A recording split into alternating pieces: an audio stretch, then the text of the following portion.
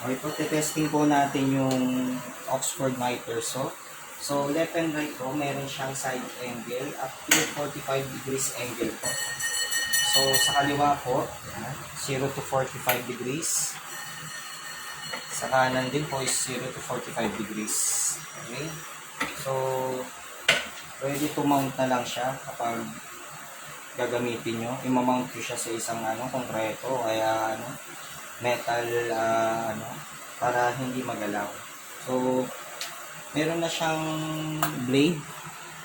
Ang blade niya is 100 tip by 10 inches. Standard size ng miter saw. So, pwede siya pang aluminum saka pang wood. So, testing po natin. 1,800 watts po siya. So, testing natin kung gaano ka-smooth yung andar niya.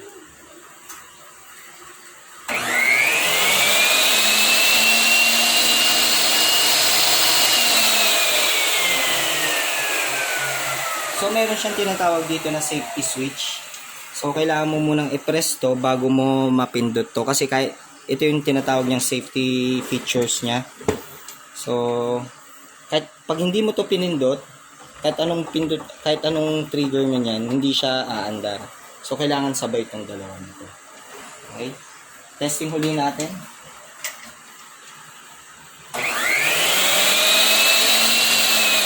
So, maganda sa kanya, nag-free wheel siya.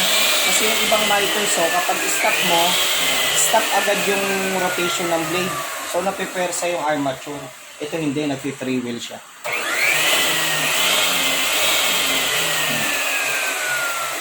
So, nakapaka-smooth ang andar niya, guys.